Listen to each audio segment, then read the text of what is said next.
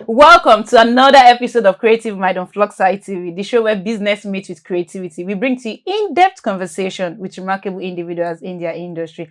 My name is Heritage Oyedepo, and today I have the Vibe Master, the one who makes every event unforgettable. Oye, give it to me, Daddy. Yo, how you doing? I'm good. I'm all right. Yeah, I'm fine. I can see you're fine. Well, And you're God has flaunting been. one ring. But before we Well. dive into that, let me run through your profile. All right. Temitayo Adebayo, popularly known as MC Daddio, is a dynamic wedding MC, event host, and hype man celebrated for his unmatched energy and charisma on stage. With over 100 events hosted across Nigeria, he has become a name in the event industry. Recognized as a vibe master who transforms every gathering into an unforgettable experience. With a B engineering in petroleum engineering and a master's degree in mechanical engineering, Daddio chose to follow his passion for public speaking and hosting, building a career that blends intellect, creativity, and entertainment. His ability to connect with diverse audience, command the stage, and create lasting memories. Beyond the microphone, MC Daddio is passionate about inspiring young people to embrace their unique gifts. MC Daddio, how you doing? I'm great. I'm good. I'm good. As you can see, you're looking good too. Man. Thank you. Now, all right. Before the one knew you as MC Daddio, Okay. who is Temitayo? Temitayo is an engineer.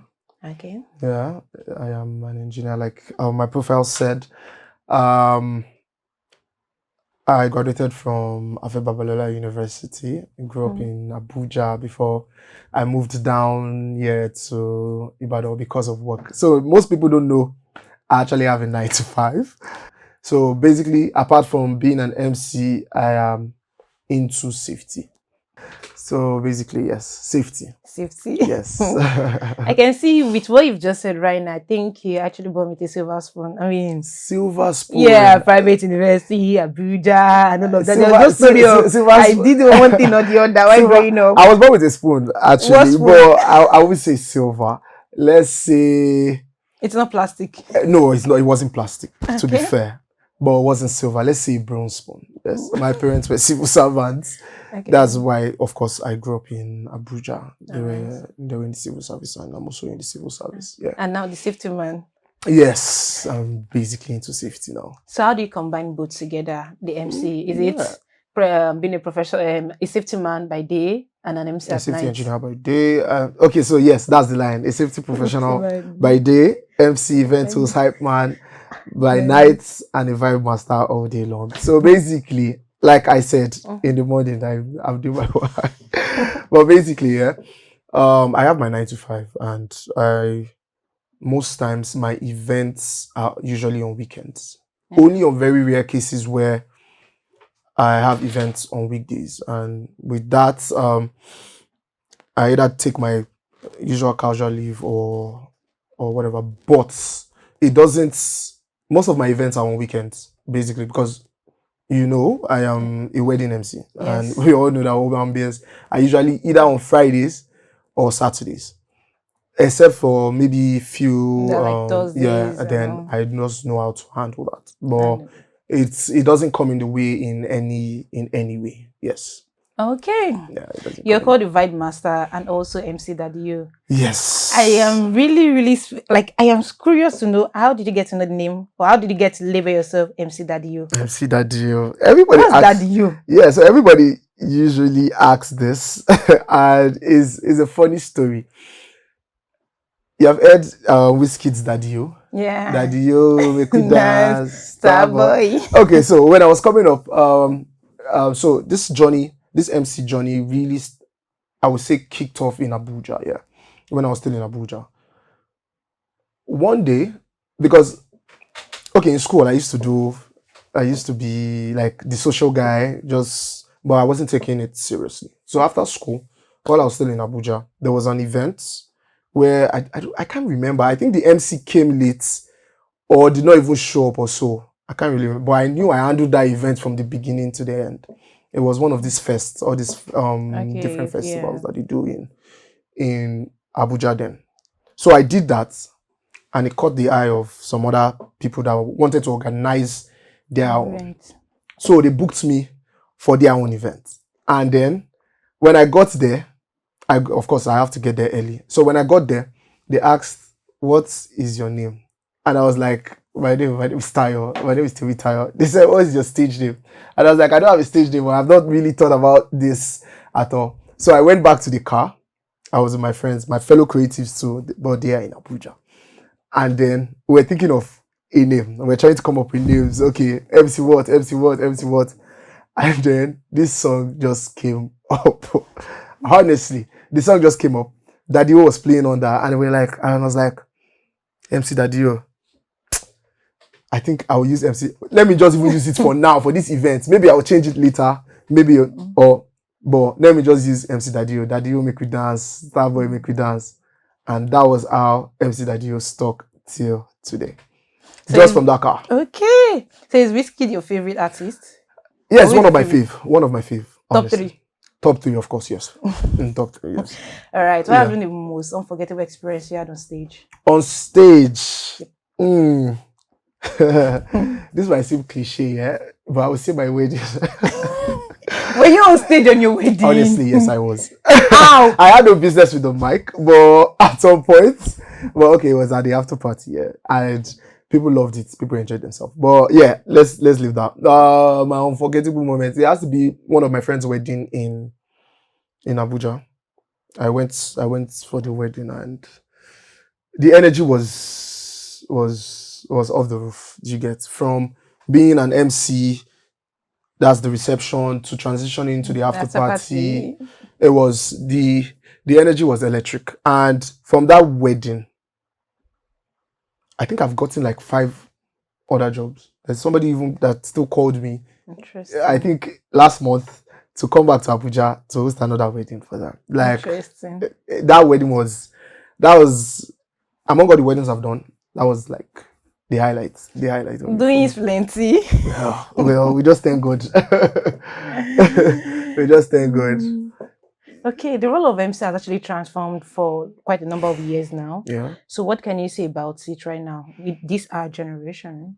Yeah. So it has really evolved, honestly, because I would say that weddings were not as fun as it is now then, because it was more of the old school style and cracking jokes. I always tell people that there's a difference between an MC and a comedian.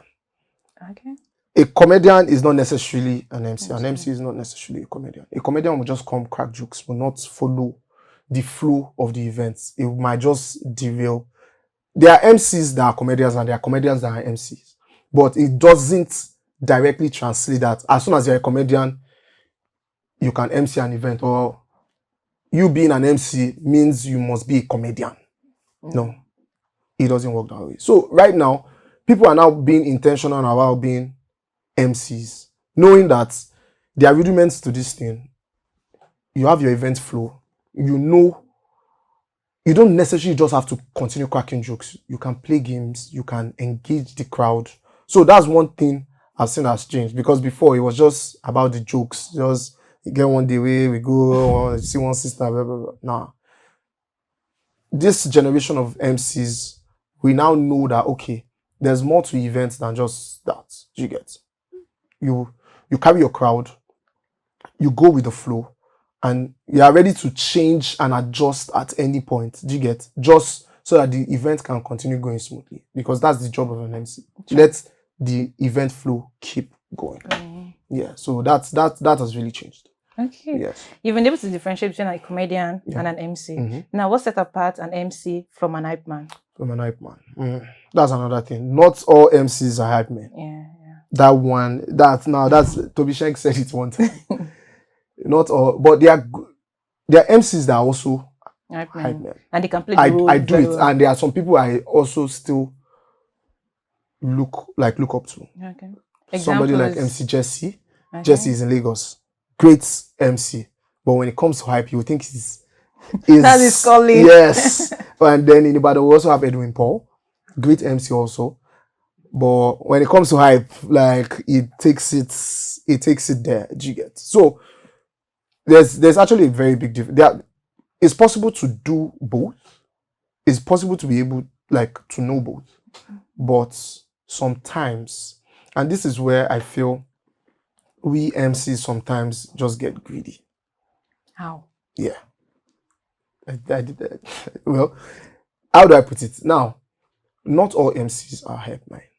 But when you want to book them, they will ask you, are you doing after party? I will hype at your after party. But you realize that when they're hyping at your after party, it's not giving what it should give. You get? Sometimes they are great MCs. Don't get me wrong. Don't me even hyping, I had to sit down and learn it. I had to watch videos just to Learn yes, to get all those. Yeah. Do you get? Yes. When it comes to being an MC, great. I know how to do it. That's talk, engage people. But being a hype man, sorry, is a different ball game entirely. Because first you have to learn all the lambas, the lyrics, Yeah. those things, and then you have to know when you should put those things in and not to put it. Sometimes you realize that we MCs sometimes, when we are taking the after party, or we are supposed to be hyping at the after party, sometimes we're just making noise. And that's where we tend to have issues with DJs. Honestly, I won't lie, I've had issues with DJ that DJ was like, bro, and from there, I started to learn. That was when I even just started. I started to learn. I started to understand. It's not like you cannot do both. But being an MC doesn't automatically translate to being a hype man. You get? There's this other guy, Professor Disu is in Lagos also. Great guy. When it comes to being an MC, great. When it comes to hyping, great. So Okay, that's nice. I would have actually said that you should hype for us, but I think I'm like later. yes, Later. Let's be later. you Are have to you give me a shy? bit. You have to give me a bit. Okay, I should give you a beat. All right, don't worry, I'll get It's a not with beat. your mouth though. I will get beat is And then you beat get me a now. mic. The mic like this that counts. Okay, so Yeah. the festive period is actually coming, and Yeah. a lot of things is gonna happen. Yeah. How does this shape your work? The festive period is a time where we MCs, basically people in the event space, we actually look forward to, because you get booked like back to Yes. back. You get to even select the kind of gigs you want to do, because that time is actually hot. So yes, so it's actually usually a busy and taxing time. Honestly, I can remember last year I had to travel. I traveled to Lagos. I traveled to Irua. I had to travel to Irua. From Irua, I had to move back to Lagos. So it's always very taxing, but then it's very enjoyable for certain reasons, of course. So how do you manage both together, your work? My work. So that time is always less busy at work. Okay. So usually I just put my leave to that time, knowing that okay, I'm going to get very busy that time. So usually I take my leave at the end of the year. Yes, because it's always very busy. But that pricing is actually a sensitive subject, and when it comes to clients, how do you charge? Is it based on the way they look, or based on their event, or how do you charge? Basically, I have my rate card, which I know most MCs, they have their rate card. But sometimes there are some peculiar events where you see that, okay, probably this event is probably bigger than your rate card. You get events like that sometimes. You now inflate it. No, you don't just inflate. You how do I put it? Yeah, you charge them based on you charge them based on their event, basically. Based on their event. Yes. But you have a rate card now. Yes, honestly. That's why I said those events don't come a lot, because my rate card too is not like, it's not small. Yes. Okay, now do you know how peculiar it is now? You might get some events to where you have to like drop down your price. Like for me, and I'm talking for me, myself and I. When it comes to family and friends, even if I give you my rate card, I will still cut it down for you. Just because. You get. It has to be like there's an extent I will hold you to where I will do that for you. Yeah. You get. Like I went to Abuad. and I get a lot of bookings for my school.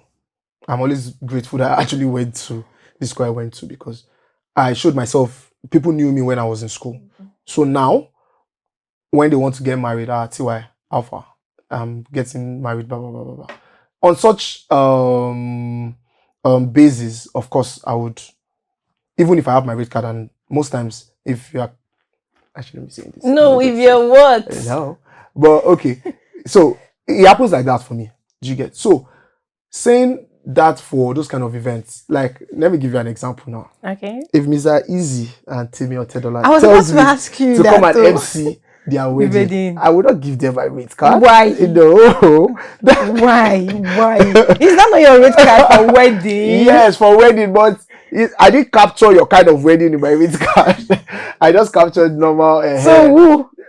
No, it's for normal people, like everybody. But if you get that kind of event, you will not tell them that, okay, because the kind of, now, should I tell you something that shapes our rate card as MCs? Was it?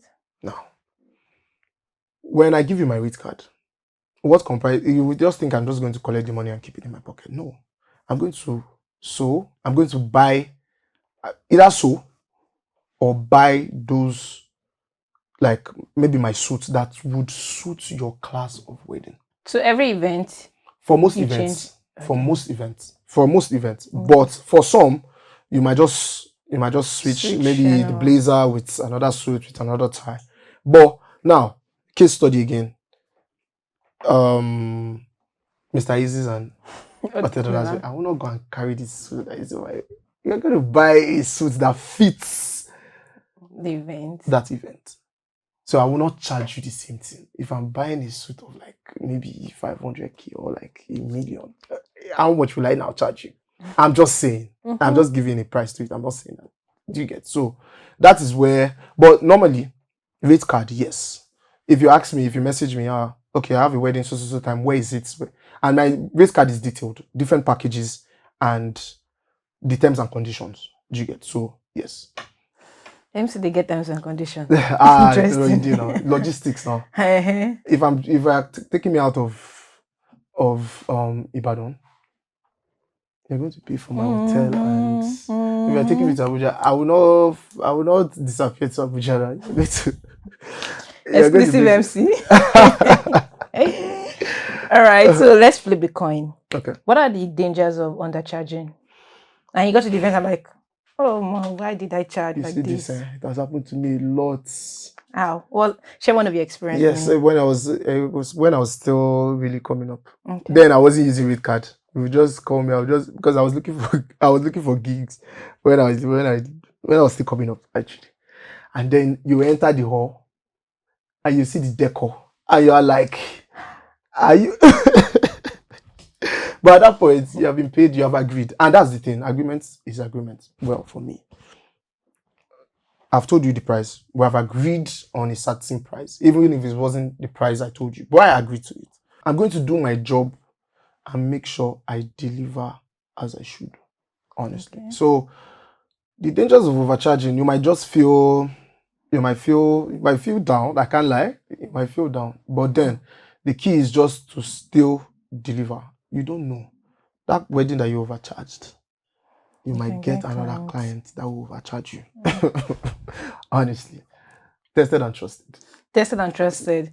So is there any risk of you overcharging? And you feel like, why did I do this? Why did I give this price? Has there been a scenario like that? I would overcharging. Like, why did I charge this person? Yeah, and it's actually quite much. No. Probably maybe the deliverables were not on point. And that's not up to me now. It's up to who? I know the MC. My deliverables, yes, or other people's. Let's say your deliverables, or probably the MC deliverable was not up to point. What's the risk of overcharging as an MC? I don't think there's any risk. I think the only risk that might be to it, if you are overcharging, you will lose customers. But if you have gotten the customer already, I don't see you having any risk to it. But if you are overcharging before you get, maybe you are actually, because another thing about this overcharge, you have to understand your environment too. Like, know the kind of people that are around you before you like start to to place a price. Well, your value too also matters, yeah. But then you have to also know your environment. What they are charging in Ibadan is actually different from what they are charging in Lagos. What they are charging in Abuja, what they are charging in the north is different. So overcharging, I feel, only plays a part before you get those events, because if your environment they cannot afford what you are bringing out or what you are charging, then you tend to lose customers. True. Yes, you tend to lose a lot of customers. But as soon as you have gotten the customer, you're in an environment where they are paying whatever you are. I don't, as an MC, you don't have any issue with overpricing after the event or during the event. No. Okay. All right. So what's 3 things you think an MC should always do on stage? 3 key things. To do on stage. First, before you even get on stage, but it's part of the 3 key things. Yeah. Punctuality. Punctuality? Yes. Why punctuality? You should get to your event at least 1 hour before the event. Why? So that you can soak in the ambience, the environment of where you are going to work. And you are not under pressure. Just imagine getting to an event when you are supposed to collect the mic, and you just get in and you are on the mic already. You are not settled. Do you get? And there's a lot that goes on just before the wedding reception starts. True. You somebody's going to bring okay, these are the names of people on the high table, all those things. And if you don't do them before the event, it affects you during the event. Honestly, it will affect you. It will affect you. You are just going to notice that you're all over the place, or you are missing things, maybe some important things. So I always try to come early. Okay. At least 1 hour. Just even if I'm not doing anything, let me just sit down inside the hall. Let me just see the hall. Let me be one with where I'm going to work. That's the first thing. Then 2, you have to carry your audience, because that's what you were paid for. Like, there are different, I can't start giving you trade secrets, but there are different things you can do, to make sure you and the audience are one. Because as soon as you lose the audience, and it's very easy to lose the audience, but at every point at which, because there are events that there are programs that will make you lose the audience. Like, let me give you one example. Chairman's speech in the wedding. Everybody at that point, everybody just So as an MC, you know that after the chairman's speech, you have to do something again to bring everybody together, to make everybody still, one before the event continues. Because if after the chairman's speech you just continue with the program again, trust me, every other thing you are doing might not really matter to them. So yes. Then lastly, as an MC, because you can easily get carried away, you have to try and work with other vendors. And this is, I'm talking basically as a wedding MC.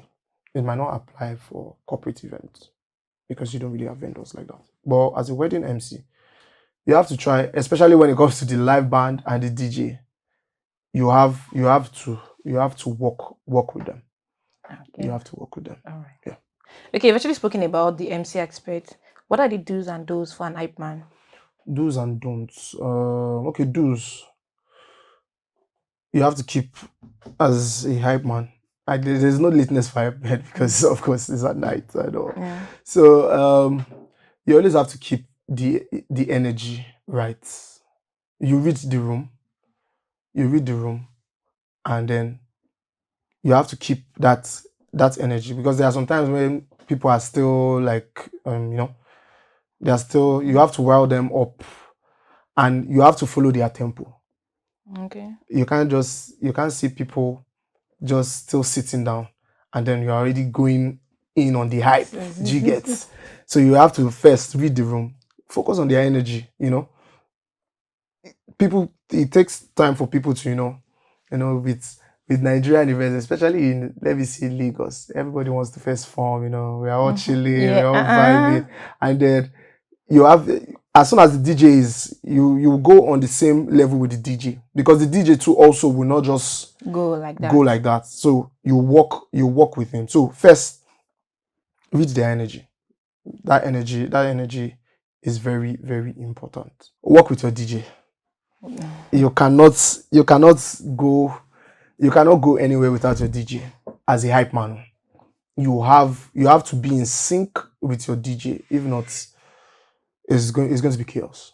It's going to be chaos. So yes, one key thing. But every hype man knows that you and your DJ, you guys, You're twin. yes, you're twinning. You're twinning. Yes. So yes, that's that for. Then the don'ts, like I said, as MCs, it also applies for hype men. And this one applies more being vulgar. Because you have to try. Yes, some of these lambas might have those things, but you know how to use it. And you don't direct it at particular people, or you like, nah. So you always try to keep it respectful. You're not in a club. If you're in the club now, maybe that can fly. But when it comes to the event space, where people actually came for a wedding, they didn't come to a club. But you want to give them that vibe. Yeah. But you still want to try and keep it respectful. Because a lot of hype men, and this one is particularly for hype men, they get carried away. They tend to use some language and some lingos that might come off as disrespectful. So that, and what else? I think that's the only don't. That's the only don't. You read their energy and go with it. Has there been any event you actually hosted and you got a negative feedback about it? Oh yeah. Yes. What was it like? The first, and yeah, it was when I was also still really coming up. Okay. I wasn't really good with time management. So I used to get carried away with the event. We are playing games, we are doing this, we are doing that. There has to be like a balance. You want to understand that it's not just the people that booked you that you're working for now. You're working with the guests also. You're working with the parents. You're working with the event planner. So I did I didn't take it as a negative feedback, but they were like, MC, you wasted time a lot. And so I just took that as a learning point that, okay, I need to work on my time management. Yes, people might be having fun, but when you are not keeping to time with the necessary items on the program, then at some point people just start to get tired, Yes. So that actually shapes me to become a better MC, because yes, right now I know, okay, when some certain things are taking longer than it should, we should keep it going. So everybody, as a MC, you want to try and make everybody happy. You want to make the event planner happy. You want to make most MCs forget the parents they are the ones that when they start. So you want to keep everybody happy, and you want to keep your clients also happy. So yes. You hosted over 100 events. Yeah. That's quite much. Yeah. So what do you think makes clients keep calling you back? Like, MCU, I want you to come for my event. MCU, you got this referral and all. I don't know. I would say the vibe I bring. Vibe That's why they call me the master. vibe. This vibe master, yeah, I didn't give myself this name. People started calling me that because they say I'm a vibe. Anywhere I am, like, okay, we're just having fun. So I feel is that my nature. That's what, because like they say, everybody can talk. Trust me, everybody can talk. I can talk now. Yeah. Anybody can talk. But then is that personality that I bring to my events that stands out, that gives me that value and that's why people keep coming back. I liked what you did at that last event, and I want you to do it at my own event. There was a wedding I hosted, and then I got a referral from there, and the woman called me and she said, I already told my children that I had, after that wedding, that I had an MC for your wedding. and she made sure I emceed a child's wedding. So I think it's just my personality, honestly. Personality. Yeah. If you're not called a vibe master, probably you're not into this entertainment industry. What would you have ventured into? uh, I would have just focused on my engineering career, Safety. my safety engineering career, or at some point, well, it's still at some point I wanted to go into presenting. Honestly, I told you Okay. earlier, I actually wanted to go into presenting, but I didn't study it in the university. At when I wanted to take do my masters, I tried to see if I could do a masters in mass comm. If I did, I did mechanical, but Yeah. the school said I had to do, I think PGD, Yeah. or I had to have a background. So I was like, okay, let me just continue with my engineering career. But for me, it has always been talking. Yeah, it has always been engaging people. So if I wasn't an MC, probably radio host. I've been on your seat now. Oh, that's nice. Yes. Okay. Beyond the mic, you said you're actually passionate about inspiring people. Yeah. Yeah. What do you have to say to people who are still looking for what niche to go into? No. I feel we all have a particular gift. We all have it. We just have to plug into it. And first, you might want to explore so many things. Yes, I'm a big advocate for exploring things, because most times you might not know. For somebody like me, I knew from the beginning that I actually wanted to be in that social. Then later, I figured out that okay, talking, speaking, engaging people was my forte. Yeah, but I will always tell young people, pick, explore, explore first, because you might be good in so many things. Pick it and push it. Now, that pushing is where the issue is, because you will get discouraged. When I started this, when I wanted to become an MC, because I wanted to do this even from uni, I didn't get as much encouragement, especially from my parents. But then I understood where they were coming from. Go to school first before you start anything. Now, my biggest supporters now are my parents. But I just made sure, okay, yes, I finished that. And then I did not give up. I did not push this talent aside. I kept on pushing, even while I was in school. I kept on pushing and pushing and pushing and pushing till this moment. Do you understand? So I will always tell young people, don't give up. Don't give up on it. It's just like music also. You will sing, and it might just take you one song to blow and become a major wave. So explore talents, opportunities, gifts that you feel you have, and keep pushing it. When you see that you are good at a particular one, don't look at. There are going to be challenges. You see that discouragement is going to be there. It's going to be there, but just keep pushing. Okay. At some point, it will click. At some That point, it will click. it would. Consistency is what is key. If you can continue being consistent, at some point the world will listen. The world will listen. Yes, they would. All right. The last but not the least. Yes. I like asking my guests this question, which Okay. is passion or money? What should I go for? Ooh. Passion or money? Now that is. What should I go for? That is a tricky one. Can I can I not?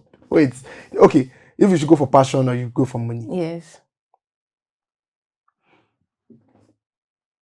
I'm just starting my career at first. Okay. I went for passion. You went for passion. And that was what pushed me to start making money. Honestly. Money from it. Okay. Because at some point, I just wanted to MC events. I was literally telling people, oh, you have a wedding, I will MC it for you. Don't worry, you don't have to pay. But now, people are calling me. So for me, I would say passion. But what if the passion is not feeding you? what if the passion is not feeding Feeding you? you, yeah. At some point, it will start. It's not paying your. It's not paying your bills. Honestly, at some point, it will start. Okay. Honestly, if you are consistent at it, and it's something you know you are good at some point it would. It would. That one is a given. Okay. Except, of course, maybe there are some village people and all of involved that. or spiritual, but no. For especially, that's what I would say for me. Yeah. For me, because it was passion that was driving me till the point where money now started coming in. I didn't start with the mindset of money when it came when it came to becoming an MC. If it's my job now, maybe. When it was about being an MC, it was passion. It was fueled totally by passion and the will to want to just engage people, talk, and make people happy, create memories.